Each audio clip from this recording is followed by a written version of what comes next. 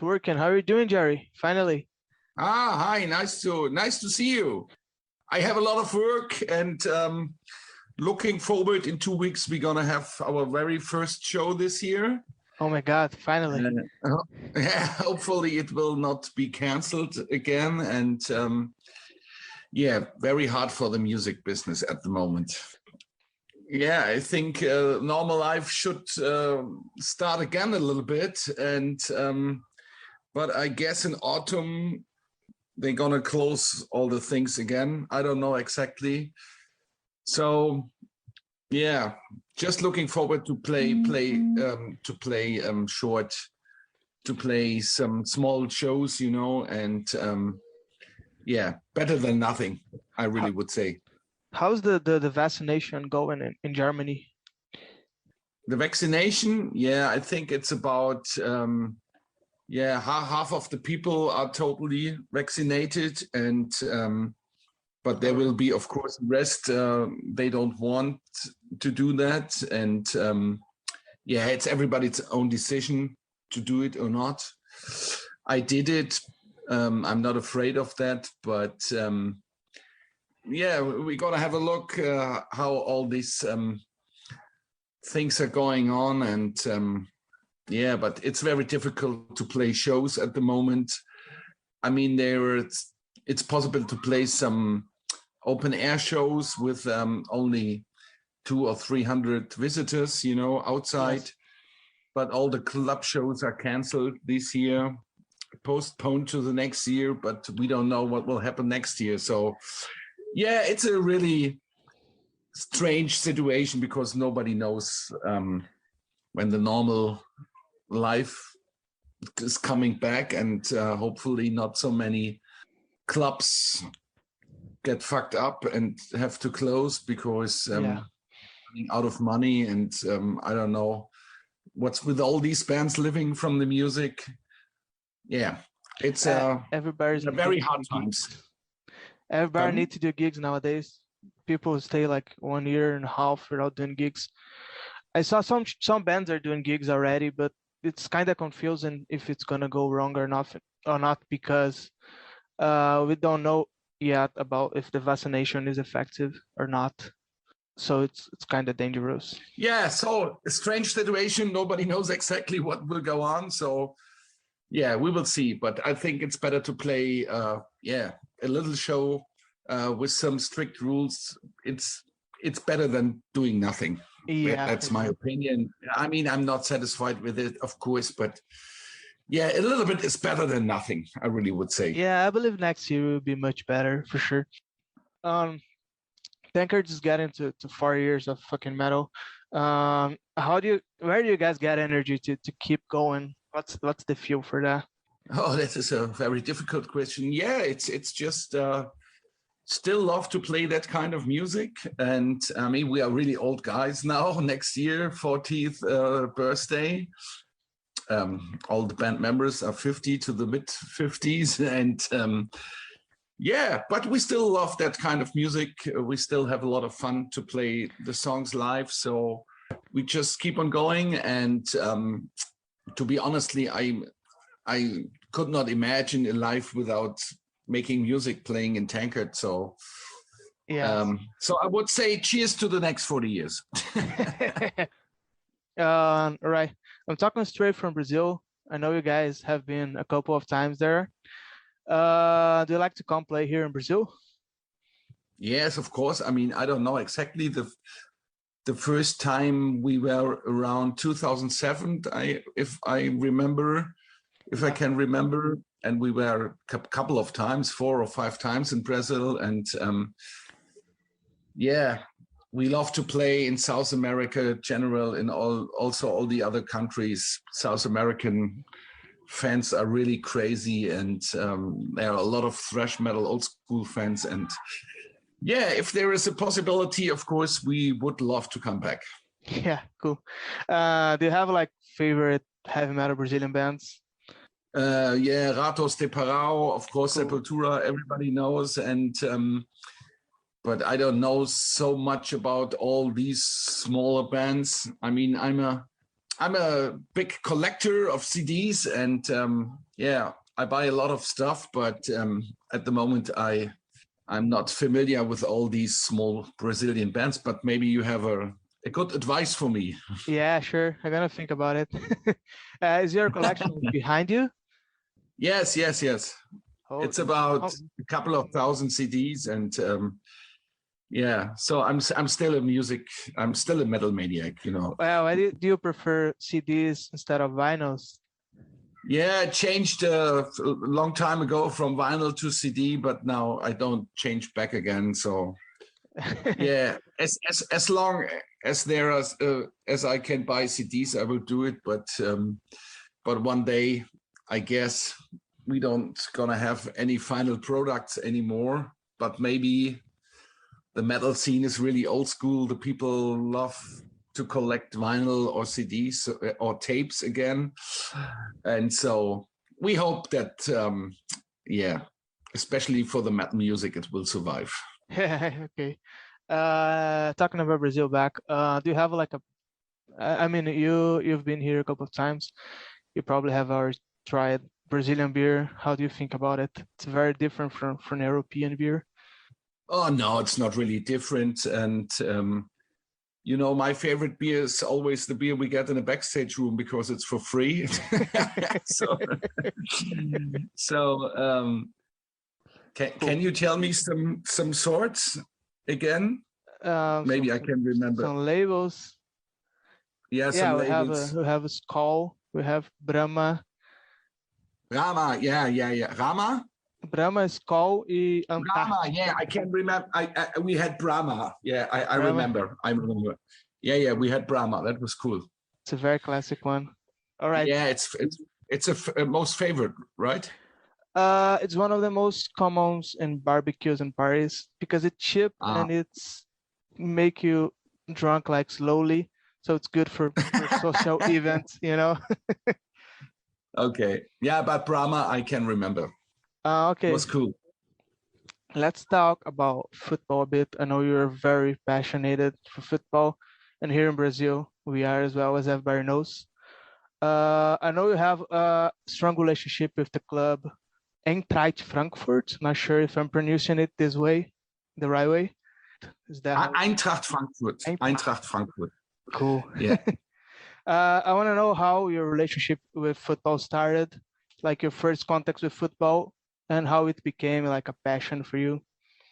Yeah, the first contact to football was that I was playing for myself in a club when I was 6, and yeah, when I was 7 or 8 years old, my father brought me to the stadium for the very first time, and I was really fascinated. And yeah, since these days I was infected, and yeah, so the last time I was last summer in the stadium. So we had 2 games with visitors were allowed, 8,000, and our stadium is about 51,500.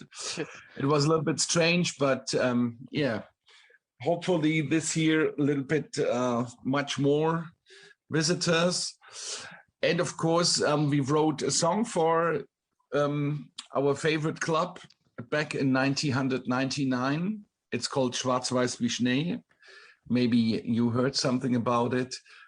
And it was on a sampler, and then the song was vanished. And back in 2006, they played it the very first time in the stadium. Yeah, since these days, always when the teams get on the field, they play our song. That's yeah, very big honor for us. Yes. And we were able to perform that song in Berlin in 2006, 2017, and 2018, when Frankfurt reached the cup final. And the cup final always played in Berlin in the big stadium with 80,000 people. Yeah, and we performed the song in front of the supporters of Frankfurt, and 3 times, and that was really, really, really amazing. Exciting, yeah. Cool feelings, and that's the history the little history with our football club. And yeah, I try to go as often as I can to watch the games live. But, you know, in normal times, we have a lot of shows with Tankard at the weekend, so I'm not possible to go to the stadium. But yeah, always when I have time, I go there. I have a season ticket, of course, and I'm a member of the club until of the end of my life. And yeah, so Cool. so what's your favorite team? Do you know any Brazilian team? Santos? No. You're gonna help me. If you're gonna tell me, pardon? Flamengo. Flamengo, yes. You know Flamengo? Cool. What's your favorite team? My favorite team is Flamengo. Flamengo, okay. See, I think it's the biggest one here. Oh, okay. So right. at the moment, you also have no visitors in the stadium, or small, or none. No, we have no visitors. Okay. But the championship's going without crowd. Okay. We have like the final of America Cup a couple of days ago. I think you heard about it. We lost to Argentina. Yeah, you lost against Argentina 1-0, yes. Yeah, that was sad. Now we're playing the Olympic Games. I think that's the most exciting stuff for now. Okay. All right. You said a couple of times in other interviews that you don't consider yourself a musician. I want to know from the beginning, your first contacts with music, if you did any musical classes in your life, and also if you play any other instrument. Yeah, I was supposed to learn bass, and Frank was supposed to sing, and so we both started to play the bass. And Frank was 2,000 times better than me, and so we switched. Frank had the job as a bass player, and I had to sing. Yeah, but I don't play any other instruments, and just shouting, screaming, and talking a little bit nonsense. Which year was that? Tankard was formed in 82. 82. So you started making music for Tankard, basically. Yes, we started. We didn't cover any other songs. We just started with own stuff when we were 14, 15 years around. And so we started in 82. And next year, hopefully, we're going to celebrate the 40th birthday. Cool. Probably in a concert. I hope so. Yeah, so a lot of concerts from this year were postponed to the next year. And hopefully the whole situation for bands and the whole music business will get better soon. I hope so. I miss the gigs. Me too. Since we've already talked a bit about the beginning of Tankard, I know you guys started in the early 80s, more exactly 82, and you guys have been friends for decades. Could you tell me a bit story about how Tankard started? Yeah, so we all know each other from school, and we were the only metal fans on school. And so we started doing a band. Our bass player, Frank, and me, we are together since the first class of school. So since we were 6 years old. That's very funny. And then we heard the very first time in 78 AC/DC, a song from the live album, If You Want Blood, You've Got It. And so we were infected. And then we learned to know all the metal bands beginning of the 80s, the new wave of British heavy metal and all that stuff. And then we had 2 demo tapes, Heavy Metal Vanguard in 84 and Alcoholic Metal in 85. And finally we got a record deal with Noise and started with Zombie Attack in 86, and now we are still here. Just a couple of days we signed a new record contract with Reaper Music. I mean, we were really satisfied with Nuclear Blast, but a lot of people we were working together at Nuclear Blast, they left the company because they sold also the company. And so we are back again to Florian Mills. He was our great promoter and good friend of us, and he's the owner of the label. And so we signed at his label. And yeah, looking forward to bring out something new next year. Some more material, yeah. I know you guys started in the 80s, and a couple of other bands started or were there already, like Creator, Sodom, Destruction, and also Holy Moses. How was like the heavy metal scene back in that time? There was like a scene with bands playing together and everything. Yeah, I mean, it was a very excited time because at that time, heavy metal was a new thing, you know. Today, it's one of different kind of music, you know. I mean, I still love metal, of course, but today it's nothing special anymore. At that time, we were growing up with that kind of new music, and grow up with that new music. It was yeah, it's not so easy to describe the feeling, but you know, it was something like a little bit like a revolution. Something was new, and yeah, of course, the band know each other. I mean, we played our fourth or fifth show was the first show of Sodom, and the guys of Destruction were there, and they also played some songs. So yeah, we know these guys from the really beginning, and yeah, it's very funny to meet them again at festivals and talking about the good old times. And yeah, but you know, the most difference is yeah, that heavy metal, all that stuff was really something new, and it was really exciting. It was really great to be a part of this growing stuff. You know what I mean? Sounds very magical. Yeah, like reviving this feelings. It's cool. I mean, it was not. Yeah, you know, there is a word you say in farmer times. Everything was better. I mean, that's not true, of course. Today we have much more possibilities to record an album in the studios. You have in back in those times a lot of work, you know, to organize shows and all that stuff. Today it's everything totally really easy. Yeah, really. Yeah. Because there's an infrastructure, and yeah, but it was really great to be a part when everything started up with that heavy metal thing. Yeah, if it wasn't for internet, I wouldn't know about Tankard, so that changed everything, I could say. I know you guys keep regular jobs along the band, so the Yes. tours generally need to be smaller. How do you guys manage to keep with the band and to even do tours abroad out of Europe?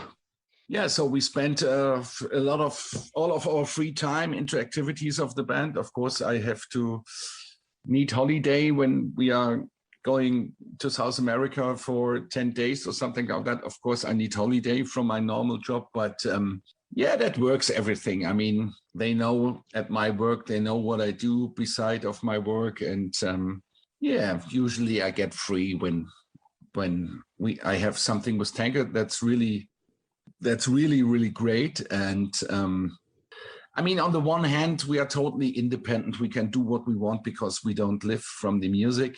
I mean, that's fantastic. Yeah. So especially in these days with all that Corona shit, and you're not able to play. On the other hand, yeah, we have sometimes we have so many offers. We are not able to play them all. So yeah, that's the other side of this thing. But we are fine with that. Cool. What do you work with, by the way? I'm a social worker, and I work together with drug addicted people. So something totally different from what I do with Tankard. Could you tell me a bit about how your work works? Oh, that's not so easy to explain. I don't think you have it in Brazil. We have a room where drug addicted people are able to shoot themselves heroin or cocaine. And so we have fresh syringes and needles, and we take care about the people, what they do if there is emergency, give first aid. And yeah, so it's not so easy, that job, but still makes fun. That's very different. Yeah, cool, interesting. It's called injection room. I don't know if you heard something about that. We're a very conservative country. Yeah. So yeah, the people have a place where can they take their drugs, you know? Yes. With fresh needles and fresh syringes, and they have a clean place, and we take care if there is an overdose and all that stuff. Cool. But is there anything that you guys do to try to make them get out of drugs, or just taking care of them? Yeah, of course, if they want, we can connect them to other helping institutions, but first of all, we are there to save lives. Yeah, not judging. Cool. Okay, next one. I know you've been through a gastric bypass surgery recently. Is that right? I'm what? It's a medical procedure to reduce the size of the stomach. No. No. I don't have any problems with my stomach. Oh, sorry. Except I'm too fat, but I don't have any problems with my stomach. I don't know. No, I got this information wrong. Sorry for that. No problem. I didn't get the question, but I heard the very first time such a question. No, that's I don't know. That's okay, no problem. But you can drop me a line tomorrow, and I try to find out what kind of rumor this is. I don't know. It came from my brother, I guess. From your brother? Say hi to your brother. And my brother has a Frankfurt T-shirt as well. He's very addicted. Great. To soccer, football. Yeah. All right. No, my belly is too big as always, but I don't have any problems with my stomach. That's happy. Okay. Happy to hear that. Good. Okay. It didn't change. It's better this way. All right. Tankard is now part of the Teutonic Big Four, along with Creator, Sodom, and Destruction. And how does it feel like? Yeah, that's a great feeling to join that club. I mean, 20 years ago, they just talk about the big German 3 thrash bands, Sodom, Destruction, and Creator. And I don't know who came up with that idea with the big Teutonic 4. And yeah, great to be a part of it. And hopefully one day all bands will play together again, some shows. It's a little bit difficult because all the bands have other plans, but if there is a possibility, it will be cool, and we would love to join that. We are supposed to play in Mexico City in end of October, but I don't know at the moment how this should work. I don't know. Yeah, I think it may not happen because based in Brazil, I didn't even take my first vaccine, so things are running really slow here in Latin America. Yeah, one day we will come back for sure. I promise you. Yeah, that would be good. I would spend a day on a bus to get in a gig like that. That would be awesome for sure. All right, that's it. Do you want to send a last message to the people that will be listening to this interview? Yeah, I would love to say thank you for all the Tankard fans supporting us in the last 39 years. Without the fans, Tankard would be nothing. And yeah, it's a great honor to play all over the world. Heavy metal is, such a great thing. All the people are heavy metal brothers. It doesn't matter if you're black, white, yellow, short hair, long hair, big belly, no belly, problems with stomach or no problems with stomach. You are the heavy metal brother, and that makes me really proud. And yeah, looking forward to go on the next years. And once again, thanks a lot for all the supporters, and hope to meet you again as soon as possible. And then we're going to have a big thrash metal party together. Yeah, that's going to be awesome. Luckily in Brazil again. Yeah, of course. Thanks a lot for your time, man. Yeah, keep in touch. And if everything is ready, you can send me the link, and then we can put it on our Facebook site. And yeah, they'll be ready this weekend. Okay. Yeah, so just send me the link and ask your brother about this story with the stomach.